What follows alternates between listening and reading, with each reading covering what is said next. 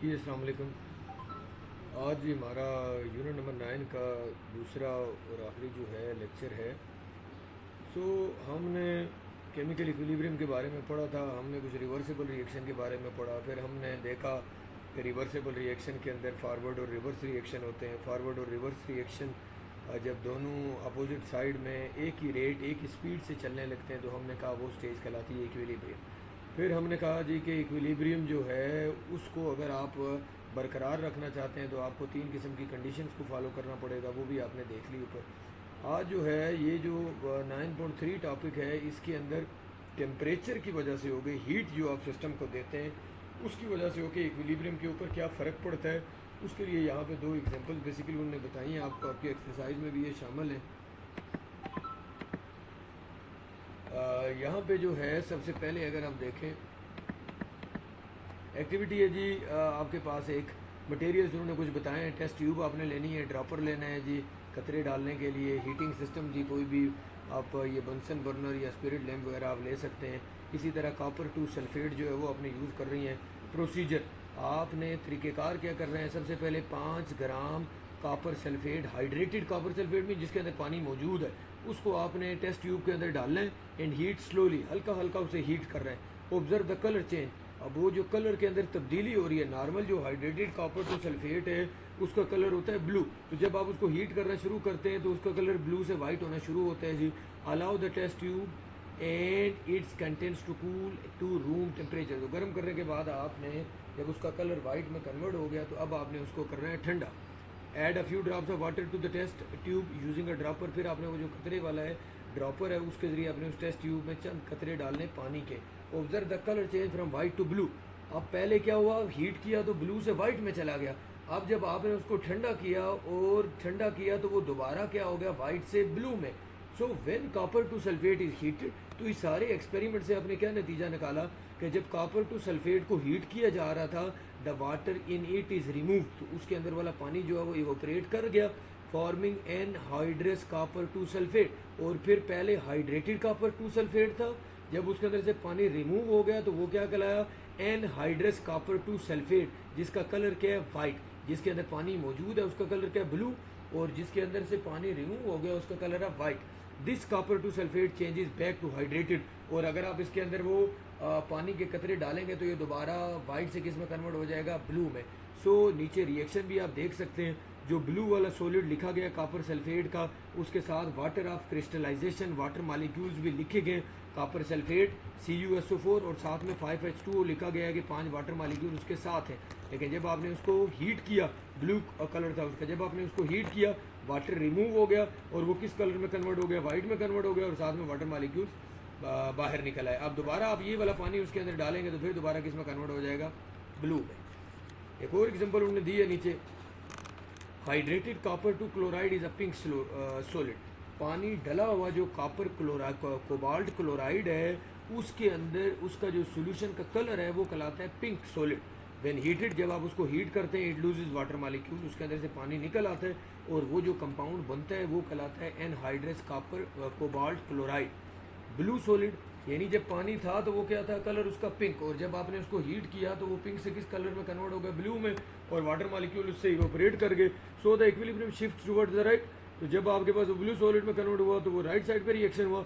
But when water is added, लेकिन जब आपने उसके अंदर पानी दोबारा ऐड किया, उसने पानी अपने अंदर जज्ब किया, तो फिर वो राइट साइड से दोबारा किस साइड पे शिफ्ट हो गया, लेफ्ट साइड पे शिफ्ट हो गया, और दोबारा क्या चीज़ बना दी, हाइड्रेटेड कोबाल्ट क्लोराइड उसने दोबारा बना दिया। तो इन दोनों एग्जाम्पल का लेबल लुबाब ये वो ये समझाना चाह रहे हैं आपको कि जब आप हीट देते हैं तो उसकी वजह से होके जो सब्सटेंसेस हैं उनके ऊपर चेंजेस आती हैं, और जब आप दोबारा जो चीज़ें उनके अंदर से ऑपरेट कर जाती हैं, निकल जाती हैं, दोबारा ऐड करते हैं तो रिवर्स प्रोसेस दोबारा स्टार्ट हो जाता है। उन्होंने एक छोटा सा नोट भी लिखा है जी, कह रहे copper sulphate is harmful and toxic compound, ये नुकसानदेह जहरीला कंपाउंड है, सो हैंडल इट विद केयर। तो जब भी आपने उसको यूज़ कर रहा हो किसी भी एक्सपेरिमेंट के अंदर तो आपने एहतियात से उसको इस्तेमाल कर रहे हैं।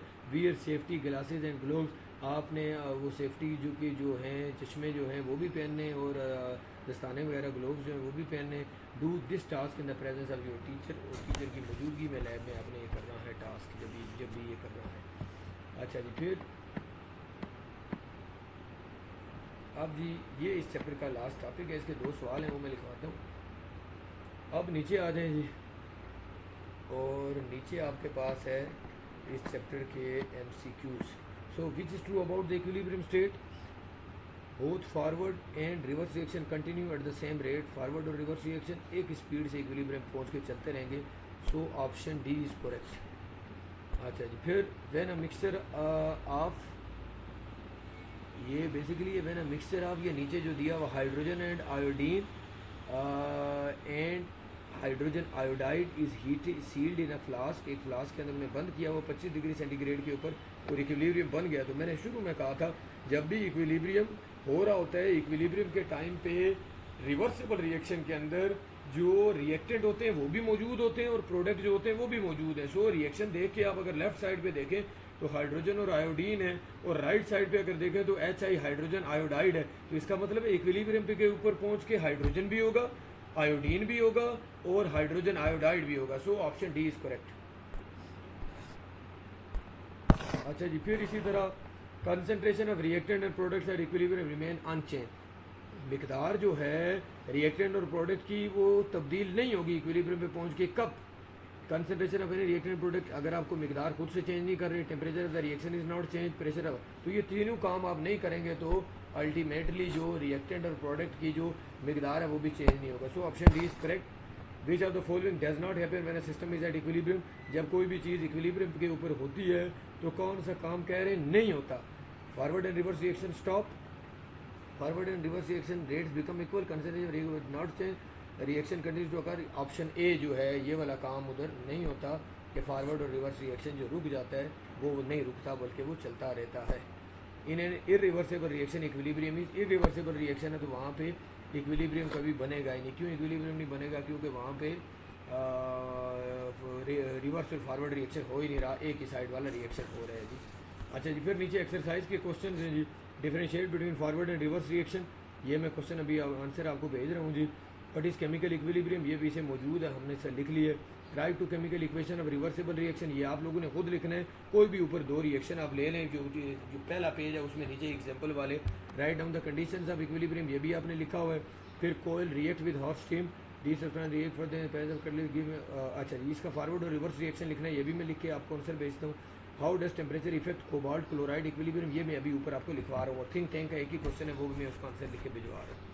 सो सबसे पहले आ जाए जी यहाँ पे आज के टॉपिक में, ये नीचे क्वेश्चन दिया हुआ है last, second last. How does temperature effect cobalt chloride equilibrium, ये क्वेश्चन आपने पेज नंबर 140 पे ये जो कोबाल्ट क्लोराइड वाला लाइक वाइज में जो आखिरी पैराग्राफ लिखा गया उसके ऊपर आपने लिखना है how does temperature effect cobalt chloride equilibrium. उसके लिए ये शुरू से लेके हाइड्रेटेड से लेकर यहाँ आखिर तक ये आपने आंसर लिखना है। ठीक हो गया जी, ये एक क्वेश्चन हो गया।